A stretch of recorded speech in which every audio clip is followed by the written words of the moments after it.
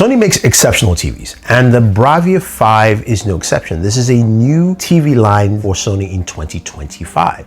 Now, what makes this TV special? Why should we care about it? What does it do? We got to find out. So let's jump in.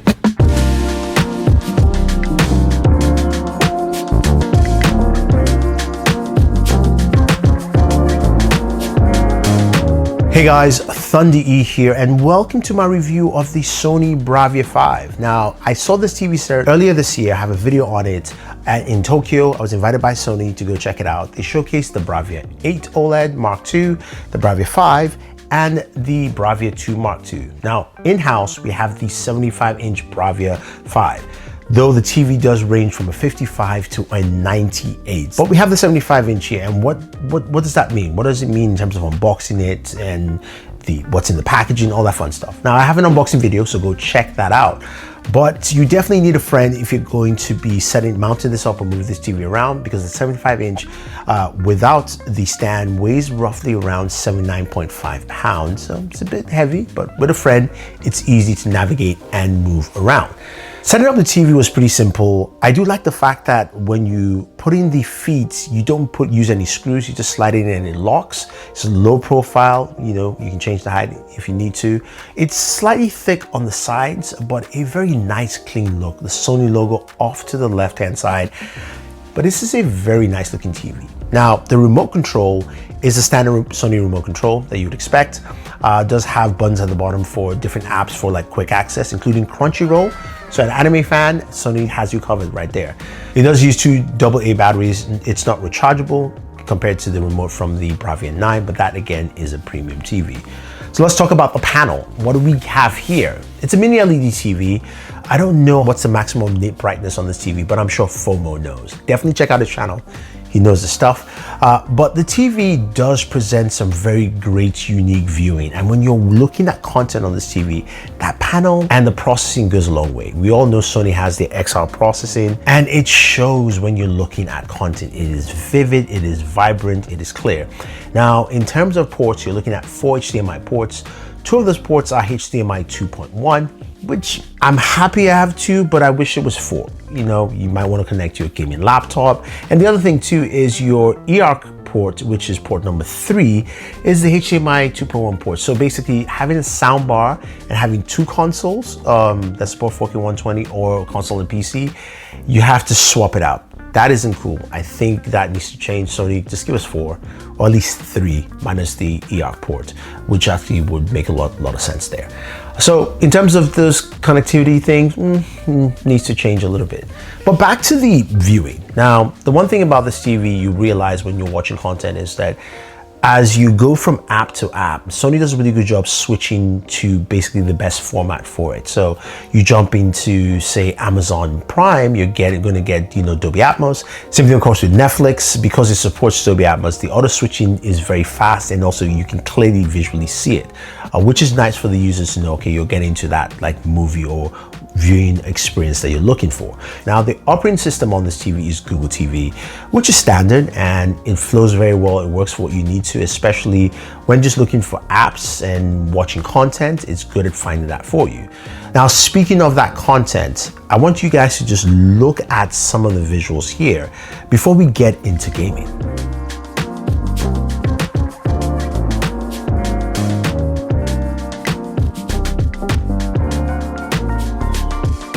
That looked really nice. And one of the things I do like about this TV is that you get some really soft and natural colors. Nothing feels too overblown or too saturated from the TV set here. Now, there is some clipping on certain scenes, yes, because it doesn't really match that peak brightness in certain areas. And you can see from some of the content where the sun is coming out, it kind of clips just a little bit, but it's still very good. Now, moving over to gaming, of course, I had to connect my PlayStation on there.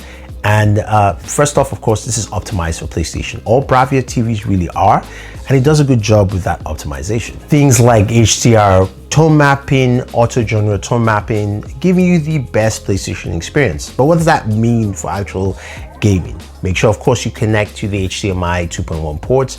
Those are located at ports 3 and 4, so the eARC and the one right below that. You're gonna get some really good gaming performance out there. Things look really smooth. The colors also match pretty well. I would say not as deep, of course, as say the Bravia 9, where you can see it really pushes the boundaries there, or even OLEDs as well. But it's very good for what you're getting here from this TV. It looks nice and stated, well balanced overall. Plus you're pushing that 4K 120 in there, which is good.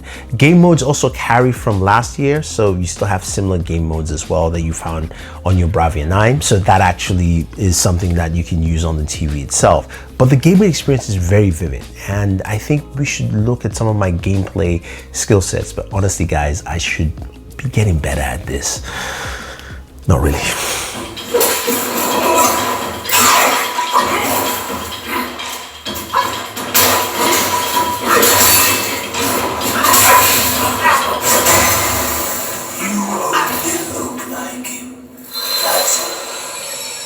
Spider-Man chases villain through sea. Millions of dollars of property damage fall. We're still tallying up the damage from Rhino's rampage. Then the bridge disaster. And now it seems that Junior Menace decided to go with a hat trick with his new frenemy, the Tinkerer. So gaming looks really good, but one thing you notice is the audio while either gaming or watching content. And you realize here that that sounded very good. That was all from the TV. And that was at roughly around 36% in terms of, 36 in terms of the number for the volume, with an acoustic multi-audio system and of course supporting Dolby Atmos. You're getting really rich sound from it. Now, of course, with a soundbar or with Sony's quad audio system, you're going to get a much better experience. But honestly, it works really well. And depending on where you live, you might not actually need a soundbar, at least for the meantime while using this TV. Now, overall, my experience with the Bravia 5 is solid. I like the TV. I like the color representation on there. Now, you're wondering, okay, Thunder E, you've mentioned that you like a lot of things about this TV. What don't you like from the TV? Let's start off with the remote. I wish it was a USB Type-C remote, standard, instead of using batteries. The other thing, of course, is the reflection on the screen. Now, in direct sunlight during the day, midday, where you're getting sun hitting the TV, depending on where your TV is placed, you're going to see a lot of reflections, and that's just something that's it's kind of standard. You don't have like true anti-reflective coating we've seen with something like from the Samsung OLEDs and their TVs, which I wish honestly everybody would take and just use or just improve or make better. And those are my two major issues with this TV set. Not much, honestly, because the picture quality is very good, the audio is solid, and I do like, of course, the offering there. Now, I will bring back HDMI 2.1 and having 4 HDMI ports to support that and not just 2, especially one with the eARC. But that's beside the point. Now, what about pricing for the TV? Now, the 75-inch is priced at $1,999. To be fair, this TV competes against the TCL QM7, as well as also the Samsung 8K TVs, not necessarily their 4K TVs, just because of the way the processing handles. And I think it stacks up really well. I haven't tested those TVs out to this year so far, but I think a lot of people will be impressed with what Sony has to offer. The image quality is very good, especially considering this is not their top tier Bravia TV. Remember, there is a Bravia 9 mini LED, there's a Bravia 7, and then there's a Bravia 5, which we're looking at, and then there's a Bravia 8. So basically, this is, from 9, this is 4 generations down, or 4 levels down, and it looks this good. So leave your thoughts, let me know what you think. If you want to pick one up, I'll have a link for you. And this is Thunder E saying thank you, and always enjoy your entertainment.